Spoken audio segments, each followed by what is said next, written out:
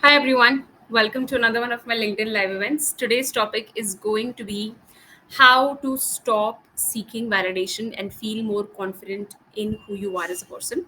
So before we begin, I'm just going to quickly check if my audio and video is fine. Now it is raining today as well, so let's just hope that the internet does not betray me the way it did a couple of days back and I had to redo my live event. So after the last live event, a lot of people asked me the same question as to what is the process of working with me. So I've actually created a post as well on that how can you actually work with me.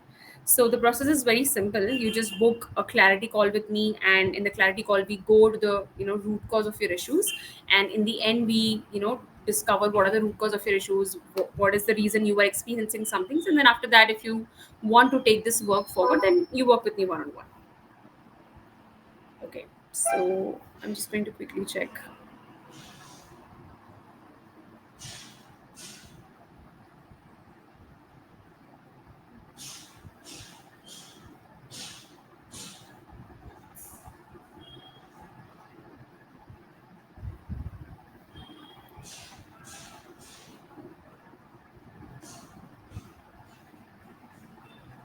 I think it's working.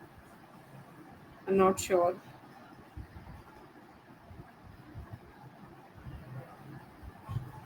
I think it is. I'm going to assume it is because I can see myself.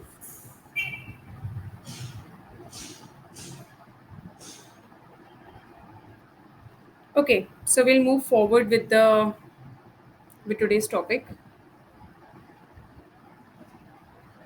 See, I can't tell if I'm live or not.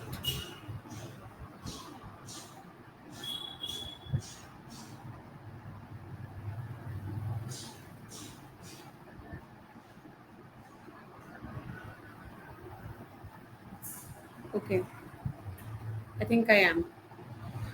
All right, so I'm just going to go ahead and I'm going to assume that I am live. So, what is seeking validation? What does it mean when we say that, someone is seeking validation or I'm seeking validation and stuff like that? So, seeking validation is basically asking someone that, am I worthy or not? Basically, asking people that, what should I do this or not? Is this something that is correct or not according to you? Basically, a person who's seeking validation wants the other person to confirm that whatever it is they're doing is right or not because they don't trust themselves, right? Seeking validation comes from very strong energy of I don't know, I don't trust myself, so someone else should come and tell me, right? So the people who usually seek validation are the ones who are very low on self trust. They don't actually trust themselves. And here I also want to clarify the difference between seeking validation and other terms, seeking validation versus seeking advice. So when you're seeking advice, you're not coming from a place of I don't know what to do at all and please tell me what to do. I don't trust myself. You seek advice from someone who you consider credible and whose intentions are good, right? That is why you don't just go seek advice from everyone. But people who seek validation don't see that. They don't see the credibility of the person, they don't see the intention of the person. They will listen to anyone or anything, right? If someone is giving them validation that yeah, you know what, you're really good, we like you and stuff like that, they will listen to those people, they will start liking those people. Because people who are always seeking validation lack inner sense of safety. And one thing I've spoken about again and again when it comes to confidence as well is that confidence comes from a place of inner safety. It is when you have this deep sense of belief that I believe in myself, that no matter what happens, I will be able to handle it, right? So people who seek validation lack this. They lack this self belief and they lack this self trust. And when you lack this self belief and self trust, you don't think critically. You're always looking for your safety from outside of you, and that is why you seek validation from other people. And when you come from this energy, because a lot of people who seek validation confuse this, they think that, oh, we're just asking for advice, we're just asking for feedback. So you need to understand that when it comes to seeking advice, you don't seek advice from everyone, right? For example, if I want advice on something, I'm not going to seek it from a random person, right? I'm going to see two things. One is this person credible enough? Does this person have the credibility to actually give me advice? Second is, what are their intentions? Because sometimes a person can have credibility, but their intentions are not actually good for you. They don't want good things for you, right? So you look at both the things. And this is something that a person who's already confident will think about. But when a person is not confident, they will want to seek it, validation from anyone and everyone.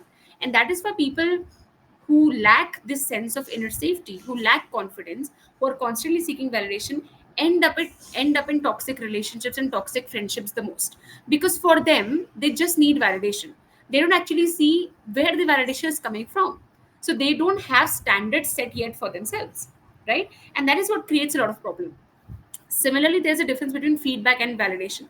So I once worked with someone, and they told me that, you know what, Priyanshi, my boss is not giving me feedback. I'm just asking for feedback every single day. And then I asked her that, are you really asking for feedback, are you asking for validation? A lot of underconfident professionals, they think that their bosses and their managers need to tell them every single day or every single month that, oh, you know what, you're doing a great job. And they think that they're just seeking feedback, or they're just seeking a sense of confirmation that we're doing good work, right? But that's not true. When you come from a place that, please tell me I'm doing good work because I don't trust that I am doing good work, when you derive your sense of self-worth, when you derive a sense of I'm doing good from other people's opinions, it's not feedback. Feedback comes from a very constructive and secure place that, you know what, I want to improve, right? And when you look for improvement, you are not seeking validation. That is why when people, and that is why there's a difference between, people who seek validation, people who seek feedback. The critical difference is that people who seek validation are looking for positive affirmations only. If you tell them that, you know what, I'm not liking this, they will get extremely disappointed. They will become sad. Either they will throw a tantrum, they will become aggressive, they will retreat back into their shell, they will stop talking to you. Some sort of trauma response will come up, right? Fight, flight, or fawn. They will start to, please you. They will become submissive to you. They will tell you that, oh, you know what, tell me what to do, I will do like that. But a person who's seeking feedback will not be hazed by a constructive feedback, will not be hazed when you tell them that, you know what, this is something that's not really good, this is something that you can actually improve. So when it comes to feedback and when it comes to validation, you may think they are the same thing, because a lot of underconfident professionals do that, but they are not. And when you go down this route of always seeking validation, you must understand that you become very vulnerable. Okay, people can take advantage of this quality of yours, and that is why you may end up in toxic relationships and toxic friendships. And similarly, when you exude, when you exude this energy that I need validation all the time, you are not someone who people will trust to be a leader, or trust to be someone who can lead a project, because you yourself do not know how to take decisions on your own, right? You always need someone's confirmation. And that is why one of the critical skills that professionals focus on, and the ones who become very successful in leadership positions, is the ability to trust themselves. Because the higher up you go, you need to understand that people are not going to baby you anymore, right? You can't be a senior leader, expect their salary and recognition, and then behave like an intern who needs to be told, oh, you know what, you're doing a great job every single day, right? So when you go higher, right, when you climb up the ranks, you need to understand that your sense of self trust also needs to grow. Because if it doesn't, then people will not actually trust you, right? When you are a leader, or when you're climbing up, and no matter, even if you're not in corporate, right, even if it is, you are in a business, when you are scaling up, when you are, climbing the corporate ladder, whatever it is, people want to rely on you. And if you are someone who doesn't trust themselves, how are people going to feel safe with you? You need to understand that when it comes to, successful businesses as well, or people who are successful individuals in leadership positions, they are confident individuals. They make other people feel that, you know what, I can be relied on. They're not looking for validation all the time. So this is a non-negotiable thing you need to develop, which is self-confidence. When you specifically you want to go higher up, right? Specifically, if you see yourself as a successful individual, right? Okay, I'm going to check my internet again because I'm kind of paranoid. I think it's not working, so I'm just going to quickly check.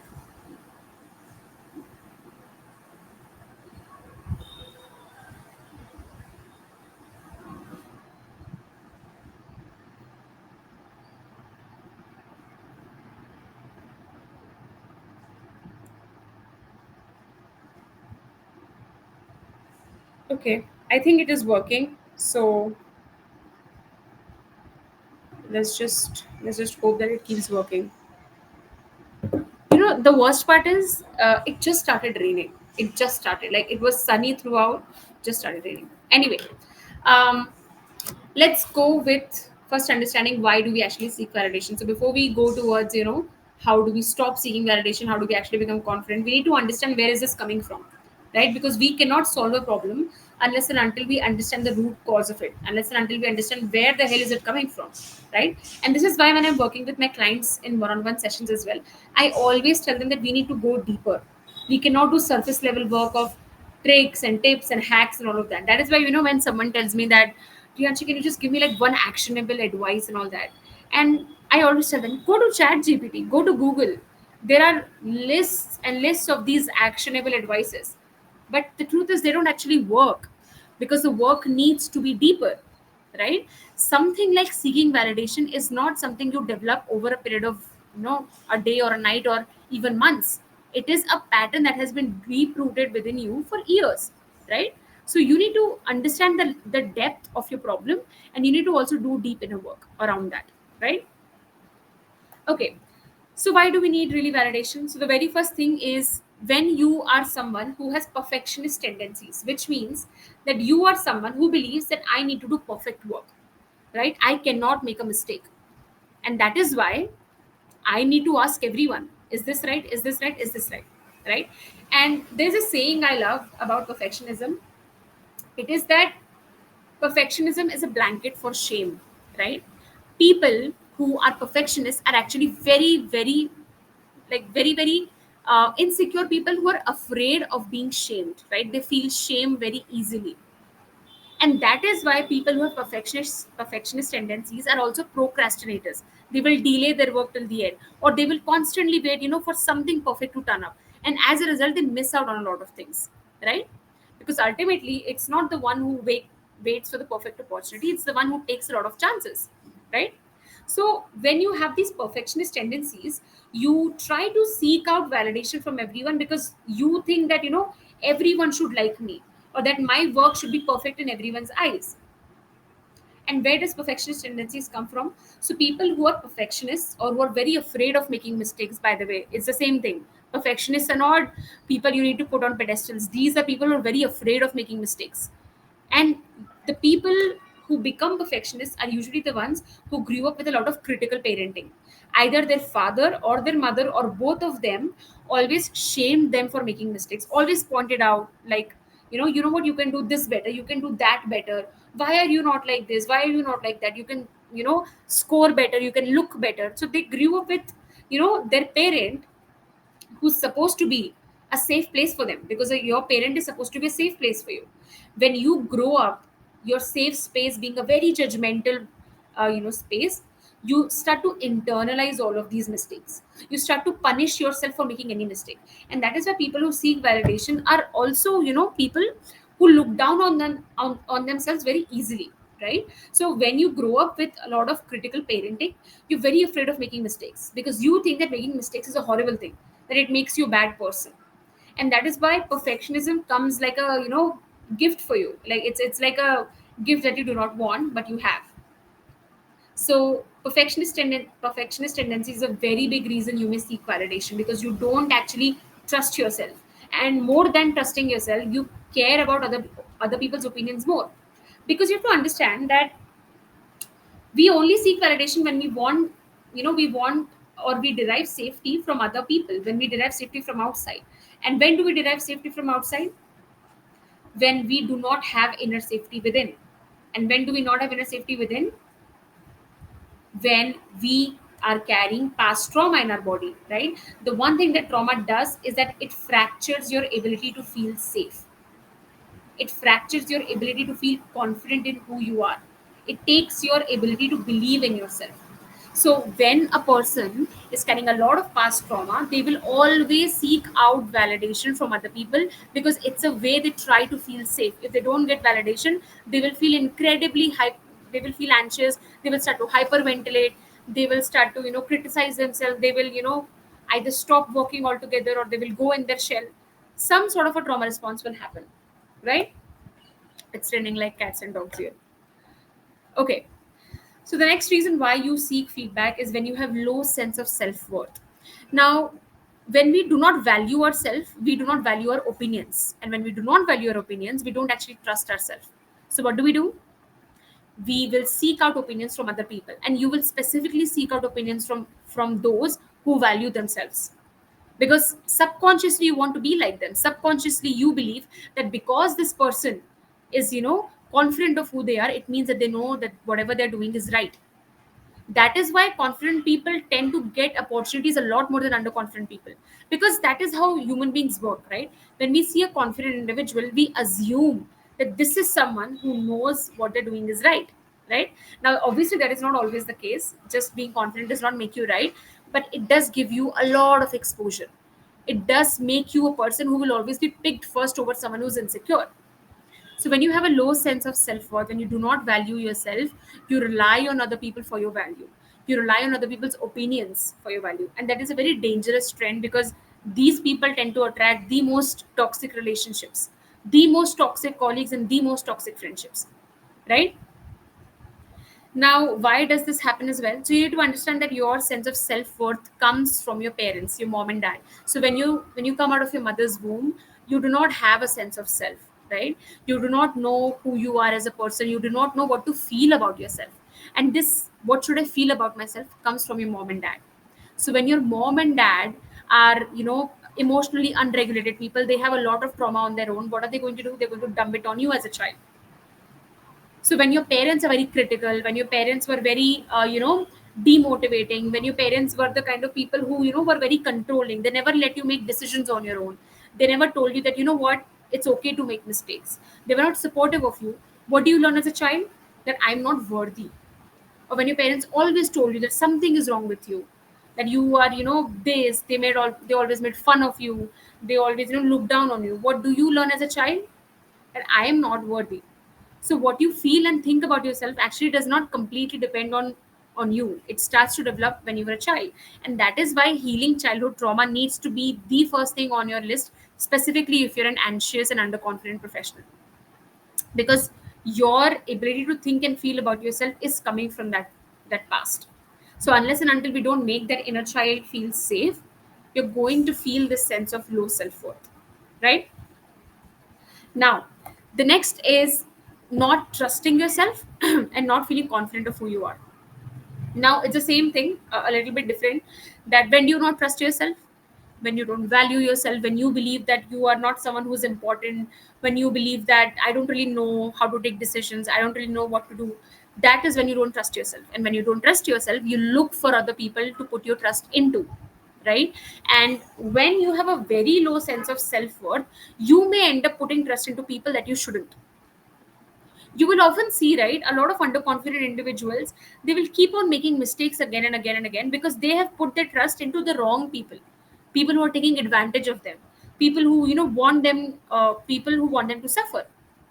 So these individuals end up putting their trust into wrong individuals, specifically if they're not working with the right coaches. One of the advantages of working with a coach is you get to trust a person who's going to professionally be there for you, right? So when you put your trust there, you not only understand yourself on an objective manner, you have a person who only wants the best for you, which is something that is not always the case specifically personally. For example, growing up, I did not feel that a lot of friends that I had were people who had good intentions for me.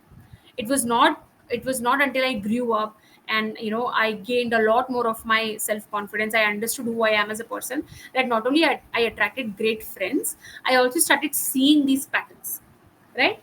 So sometimes it is possible that you are born into a family, or maybe you have friends around you, you have people around you who do not have a lot of good intentions for you. So in that case, instead of feeling helpless, simply take professional help, right? Create support for yourself. Don't feel that that's it, I can't do anything. Create support, but get that support. Because when you lack trust in yourself, you will look for people to put your trust into. That's like a non-negotiable thing, and that is going to happen, because your body likes to feel safe. So your body cannot be in a survival mode. When your body does not have that inner sense of safety, that inner sense of belief, it goes into that survival mode. So your body will constantly tell you, you need to feel safe, you need to feel safe, you need to feel safe. So what will you do? You will end up attracting toxic people in your life. You will end up putting trust into the wrong people, right? So instead of doing that, take help, but put your trust into the right people until you learn to trust yourself. And again, this trust is also built into you through the parenting that you have had since you were a child. How your parents treat you is what you start to feel about yourself. For example, if one child is always told, oh, don't make this mistake, if you make this mistake, there is no coming back, this child will grow up being very afraid of making mistakes. This child will grow up grow up to become very anxious. This child will grow up to become someone who is very afraid of trying anything new, because the first thing he thinks of is his mother's voice: don't make this mistake, don't do this. Whereas there is someone else who grew up with their mom and dad telling them that, you know what, it's okay to make mistakes. Try, experiment in your life. There's nothing wrong, or there's, the sky is not going to fall if you make a mistake. So keep on trying. So what is this person going to do? This person is going to experiment a lot, because they feel that sense of safety within them, which was instilled in them by their parents. That is how childhood trauma actually plays out. You know, so I once had a very interesting question being asked by someone in one of the sessions of my boot camp. So, by the way, if you don't know, I used to do a live boot camp on healing childhood trauma. Now, this boot camp, which is free, is converted into a recorded training. So, if you want to attend that 4-day training of healing childhood trauma, you can just get it in the featured section of my profile. Anyway, coming back to the point. So, a person asked me a very interesting question. They asked me that, you know what, Rianshi, I feel that a lot of people who come from the same background, right, like same socioeconomic background, we went to the same schools, we had, similar levels of IQ marks and, everything. Yet, I feel that, some people tend to go on to become very successful where others don't. So how do you explain that? And that is when I told them the same thing, that is actually the difference. See, the education you get, the marks you get, the certificates you get do not play a role. It is the qualities and characteristics you have. So there is person A, okay, whose parents were very critical of him, right? And there is person B, whose parents are very supportive of him. So even when they are in the same school, they get the same degree, they get the same amount of marks. This is someone who will be wildly more successful, because this is someone who gives himself the permission to make mistakes, right? This is someone who will try more things. This is someone who will take more risks. This is someone who believes in himself. And this is someone who will always be scared. And that is why they will play small. And what happens when you play small? Obviously, when you don't take risks, the reward is also very less, right? So it doesn't matter what is the education you've gotten. People tend to think that their life depends on their degrees, their education, and other stuff like that. Again, a good brainwashing by a capitalist society. But you need to understand that how far you really go is going to depend on your innate nature, your quality, how you think and feel about yourself, right? And this is why, even though you may have the same upbringing as your friend, as your colleague, there's going to be a vast difference in how you approach things, right? Okay, before we move forward, I am just going to see if we have any questions.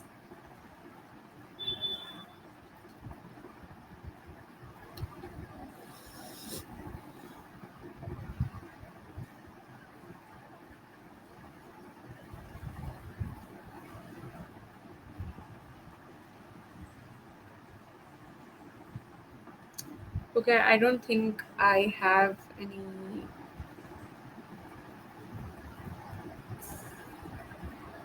questions so far. All right, so coming to the next point is fear of consequences, or having dominating parents. So what do I mean by this? So when you grow up with a lot of I would say a lot of strict parenting, where your parents were incredibly strict, where your parents, always told you, do this, otherwise, your life will be ruined. Do that, otherwise your life will be ruined. Do this, otherwise, shame will befall on our family. Or, they're very dominating, right? They were very hovering. So what it tends to do is that it makes a child feel that I don't know how to live my life. I don't know how to make decisions, right? Someone else should be telling me, right? So what tends to happen is these people start to fear consequences, right? And one thing I'll tell you about being decisive in life as well and not seeking validation is that the reason you're not decisive, or the reason you're so afraid of making decisions, is not because you can't take decisions. It's because you are afraid that you won't be able to handle the consequences. And this fear is instilled in you in your childhood, right? So when you grow up with dominating parents who always, terrify you of the consequences, who are always telling you don't do this, don't do that, who are always counting the negative things, who are always showing you the pessimistic side of everything, you start to become pessimist yourself, right? And these people think that they are realistic when in reality they're not, right? They're just simply pessimists. So when you're pessimistic like that, when you're always afraid of consequences, when you're always looking at the negative side of things, what tends to happen is that you are not able to spot obvious opportunities. Let's take an example, okay? Let's say that you and I right now are in the same company, okay, and we see a very great investment opportunity, okay, and you are someone who grew up in a house where you were encouraged to take calculative risks, where you were encouraged to believe in yourself. And let's say I grew up in a house where I was told, oh my god, money is something you need to hold very tightly. You should never invest. Your money will, someone will take away your money, you will die poor, and you will come on roads and everything like that. So when I look at this investment opportunity, even though I know that it's a good opportunity, I will not do it, right? Even though I can invest, my finances allow me to invest, my logic is telling me that it's the right decision. My fear is so high that, oh my god, what will happen if I lose my money? I do not invest.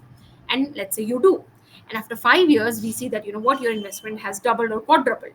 And here I am after 5 years thinking, oh my god, I'm so unlucky, I should have done this, I should have done that.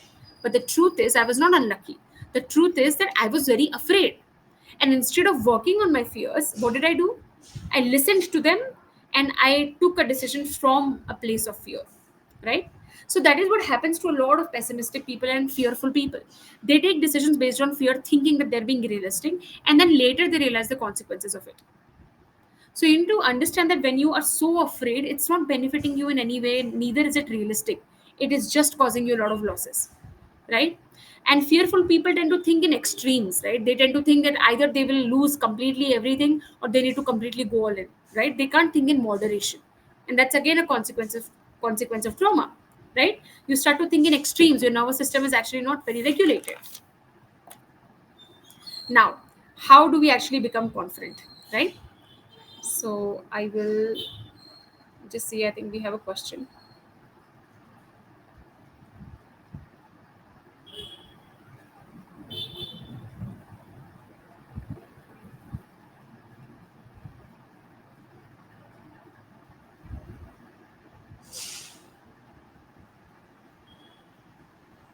Okay, it's not related to the live event, it's related to something else, so I'm not going to answer it here. All right, so how do we actually become more confident? So the very first thing is you need to understand that there is actually no manual. There is no manual to becoming confident. There is no manual that people can tell you that, what, you should do this and this is how you're going to succeed. You should do that and this is how, you live your life. A lot of people who seek validation tend to think that there is some manual to life, that, somebody knows the right answer. In fact, I also get clients who tell me that, Rianshi, you tell us what to do, and I always tell them that I'm not going to do that. I don't want you seeking validation from me, right? Because nobody can tell you how to live your life, because nobody knows, right? There is no manual. The only difference is that people who are confident tend to live their life more fearlessly. They even make mistakes fearlessly. But fearful people, or people who are always seeking validation, they're always calculating because they don't actually trust themselves. So the first thing you need to realize that there is no manual. Nobody can tell you how to actually live your life. There is really no manual to anything. Anybody who is claiming that they can tell you how to live your life is someone who has, some god syndrome, and you should definitely stay away from them. But nobody can tell you how to live your life, right? The second thing is, and again, a very important question is, people who tend to seek validation are usually ones who are very afraid of disappointing someone, right? So ask yourself, who am I afraid of disappointing? Let's say if I make a mistake, right? Who am I afraid will get disappointed, and whose disappointment will hurt me the most? This is a very important question. When you start asking this question again and again to yourself, when you're afraid, you will find that there is some name that is coming up again and again. Maybe it's your mom, maybe it's your dad, maybe it's some uncle, maybe it's some teacher, maybe it's your partner. There is someone. But ask yourself, whose disappointment am I afraid of the most? whose judgment comes into my head again and again and again, whose voice comes into my head again and again, that tells me that no, you don't know what to do, or I will tell you what to do. Who is this person? Because this is where your inner work and healing needs to actually start. When I have worked with a lot of my clients, I see that it's either their mother's voice or their father's voice. And that is when a mother wound or a father wound starts to form. And that is when we start doing the healing right there. So ask yourself, whose judgment is sitting in your head? Whose voice is it? If you're afraid of judgment, whose judgment are you afraid of the most? If you're afraid of disappointment, ask yourself, whose disappointment am I afraid of the most? If you're afraid of failing, ask yourself, who do I think will be disappointed the most if I actually fail? And similarly, another question I want you to ask yourself is, who am I trying to impress? Because again, people who are seeking validation also don't trust themselves, right? They only want to take the right decision. So ask yourself, who do I want to impress? Who do I want to make proud? Who do I want to prove that, what, yes, I'm such a great person? And again, you will see someone's name is going to come up. And this is where you start to deeply understand that this is the root cause of why I keep seeking validation, right? Now, another question I wanted to start asking yourself is, do I really want to live my entire life in fear and not trusting myself? Now, you need to understand that when you are seeking validation, it's very easy to convince yourself that, oh, you know what, it's the last time. It's the last time. Or maybe I'm just seeking advice. Maybe I'm just seeking feedback. Or I'm just talking to my friends, they can give me advice and stuff like that. So, when you convince yourself again and again, you need to also start asking, how long do I want to live a fearful life? How long do I want to continue seeking advices from other people on how to live my life? Right? And you need to put a date on this. Start putting a date that, what, till this date I will do this. And that's when you will realize that how many years have you wasted trying to seek validation from other people. Another question I wanted to ask yourself is, if I don't seek validation and if I get everything wrong, every fear that I possibly think can come alive comes alive, what will happen to me? What will I do in that situation? Will I leave my side? Will I abandon myself? Will I be disappointed? What will happen to me? And this is a question I really wanted to journal on. And then send the photo to me, whatever the answer has come up for you. But start asking that, if everything that I'm afraid of happens, what will I do? How will I treat myself? Will I be with myself? Will I abandon myself? Will I stop trusting myself? Will I stop loving myself? Will I start hating myself? What will I do if I don't seek validation and everything goes wrong? Because people who seek validation are very afraid of being wrong. They don't trust themselves. So you need to start looking at the other side of the fear. That what will I do if everything, came alive? Now, another thing I wanted to know, so a lot of people that I've worked with, actually 90-95% of the people who have this habit of seeking validation are usually coming from a place where, they have had critical parenting, or parents who were very dominating, or parents who never trusted themselves, or parents who judged them, right? Some or the other thing went wrong with parenting. And they somewhere subconsciously are still trying to please their parents. They're subconsciously still trying to conform to that perfect identity, this perfect perfect daughter, perfect son identity that their parents had of themselves. So here I want you to understand that your parents are not perfect. Your parents are traumatized. Okay? Parents who are actually healthy will never criticize you to a point that you start doubting yourself. Parents who actually are healthy will not make you doubt yourself. Parents who are actually healthy will not make you feel like you have to be something or someone to deserve their love. So your parents are not perfect. You need to stop putting them on a pedestal like this. You need to stop being an extension of them.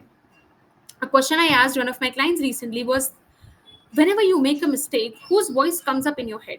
Or whenever you're about to take a decision, is you need to start asking yourself that, is this decision really mine, or is this something that I think my mom would have wanted me to do, or my dad would have wanted me to do? So you need to start asking, from what place am I making decisions from?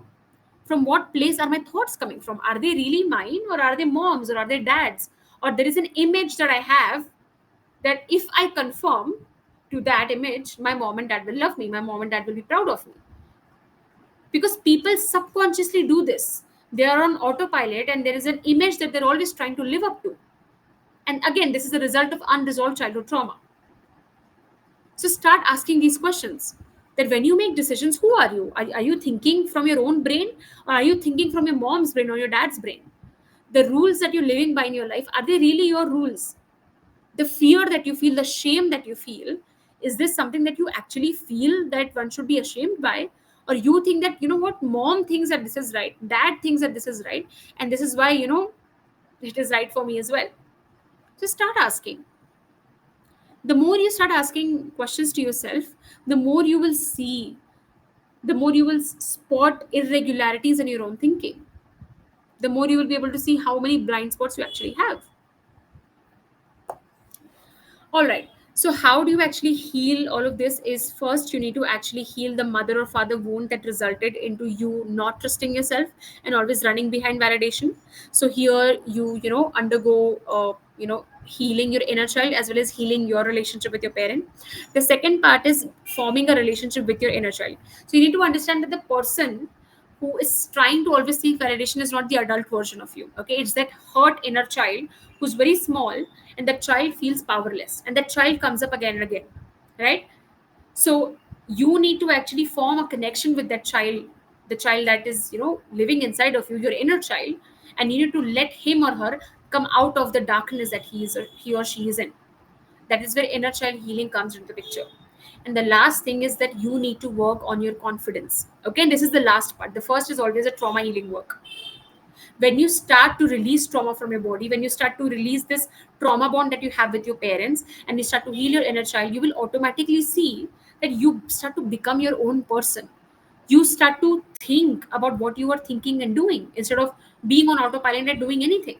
You start to question your beliefs, and this is where magic starts to happen, right? Now, if you're someone who would actually like to do this deep inner work with me, you can just DM me coaching. I've helped countless clients of mine come out of this. And if you're interested in learning about trauma more and how do you actually heal childhood trauma, about mother and father wounds and stuff like that, I have a free 4-day training called Healing Childhood Trauma Bootcamp. And you will find the training in the featured section of my profile. Just, scroll and you will find it. Or you can also DM me training and I will send it to you in the DM. And if you're someone who's actually an aspiring coach, I also have a lifetime life coach training and monetization program where I'm personally training coaches on getting the certification as well as launching their own one person coaching business. So if you're interested into that, you can DM me aspiring coach and we can get on a call and I'll tell you more about it. Thank you so much for joining, everyone. I will see you probably next week, or maybe tomorrow or day after tomorrow. Let's see how that rolls out. Thank you so much.